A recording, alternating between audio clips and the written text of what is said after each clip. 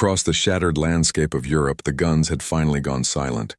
Church bells rang across the ruins, echoing through streets filled with rubble and ghosts. For millions, the nightmare of 6 relentless years was over. But for a certain group of young women standing in the fading light of a broken railway yard, the end of war didn't feel like freedom. Their uniforms, once crisp and proud, hung loose and torn. Their boots cracked, faces smudged with ash and exhaustion. They were clerks, nurses, radio operators, and assistants of the German military, pieces of a machine that had just crumbled before their eyes. Now, they were prisoners. As they were herded toward waiting trains, silence clung to them heavier than fear itself.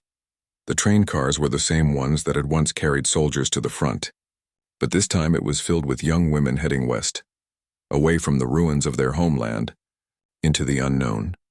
Through the slats in the wooden walls, they saw what was left of Germany. Towns reduced to ash, churches without steeples, bridges twisted into rivers. Children waved from the roadside, faces pale and hollow, too young to understand what surrender really meant. In one corner, a woman named Anna clutched a small diary she'd hidden in her coat. Her hands trembled as she wrote, "We are being taken far. No one knows where. My mother will think I am dead." When the train stopped at last, the women found themselves at a harbor under foreign flags. American flags. Great ships waited at the docks, their steel hulls glinting in the gray light. The women were counted, tagged, and filed aboard. Some prayed silently, others stared blankly at the waves. No one spoke of what they feared most, that the enemy would repay cruelty with cruelty. As the ships pulled away, Europe disappeared behind them like a fading memory. For days they rocked across the Atlantic. The smell of diesel and salt water filled the air. Some were too seasick to stand, but then something unexpected happened. Food was handed out, real food, bread that didn't crumble like dust, meat that tasted of salt and smoke, coffee, hot and bitter and but real. Some hesitated, suspecting poison. Others wept as they ate, unable to believe that the enemy could offer them food instead of punishment. "They feed us like they feed themselves," one whispered. It was the first fracture in everything they thought they knew. When the ships reached American shores, the women gathered at the rails. They saw skylines rising untouched, tall, proud, unbroken by war. New York, Boston, New Orleans, cities that still breathed. They walked down the gangways under the gaze of American soldiers and curious crowds. Some faces were hard. Others looked simply tired. No jeers, no hatred, only an efficient silence.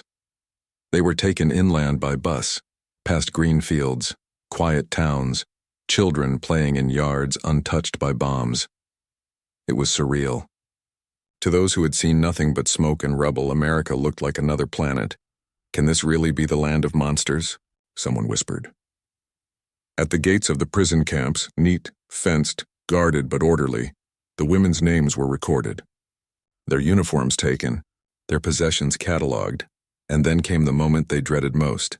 They were led toward a long building with steam rising from its vents. Rumors spread down the line. "They will humiliate us. This is punishment." Inside, water dripped from tiled ceilings. The air was heavy with heat and fear. But what happened next silenced every whisper. Each woman was handed a bar of soap, thick, white, and fragrant. Towels followed. Then came the hiss of showers. Hot water poured down, washing away months of dirt, lice, and despair. Some wept openly. Others laughed in disbelief. For the first time in years, they were clean. That night, Anna wrote in her diary, "We were told they would break us. Instead, they gave us soap. How can this be?" The next morning, the women entered a large hall. The smell of coffee and butter filled the air. Rows of tables were lined with food, real food more than any of them had seen since before the war. Boiled potatoes.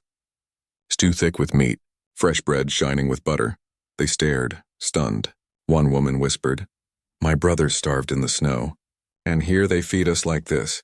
There were no insults, no laughter at their expense. Just quiet routine, to be treated like human beings. It confused them more than cruelty ever could. In the days that followed, life settled into rhythm. Morning bells, work duties, meals, roll calls. Some women worked in kitchens, others in laundries or fields. They earned small wages in camp currency, enough to buy things from the canteen: chocolate, pencils, cigarettes, even lipstick. When one woman bought a tube of lipstick and looked in a mirror for the first time in years, she murmured, "I feel human again." The irony cut deep. In Germany, their families starved among ruins. Here, in the land they'd been told was monstrous, they were regaining their strength, even their beauty. Letters from home began to arrive, filled with pain and hunger. One mother wrote, "We live in the cellar now. The house above is gone. We boil weeds for soup." The women read those words by candlelight, their plates still full, and felt the weight of shame pressing on them heavier than any chain. The American guards were curious too. They had grown up hearing that Germans were ruthless and cold, yet in front of them stood frightened girls, some barely out of school, too thin for their uniforms, too quiet for the label enemy. One soldier wrote in a letter home, "They look at us as if waiting for a blow that never comes." And so, an invisible war began, not of guns, but of belief. The women wrestled with what they saw each day: order, fairness, decency. None of it matched the image they had been fed by the Reich.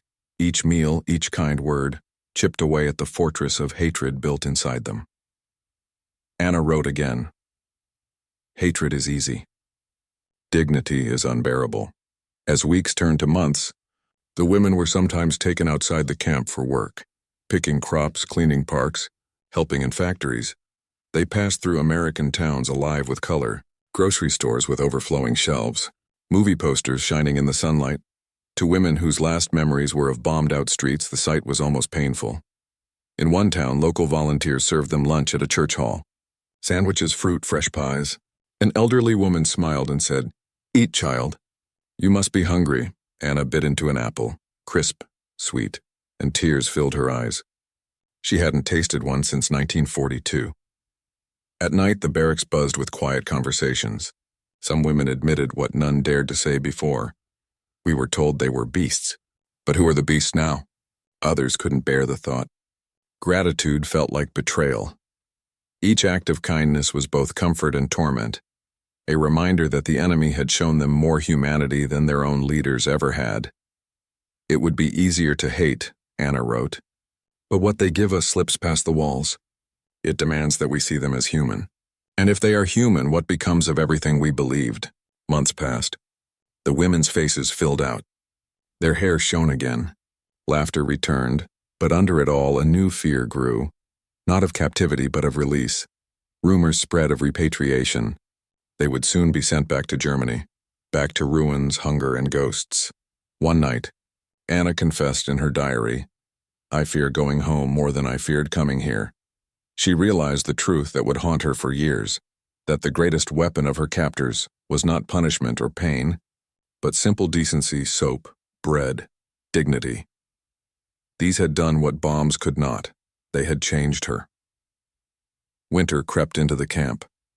Frost dusted the barbed wire like lace. When the morning came and names were read for transport, the women packed their few belongings in silence. As Anna stepped onto the truck bound eastward, she looked back one last time at the camp, the guards, the country that had shown her mercy, and she understood. The war might be over, but the battle inside her would last a lifetime. Because what she had found in captivity was not defeat, it was the rediscovery of humanity, in the most unlikely of places,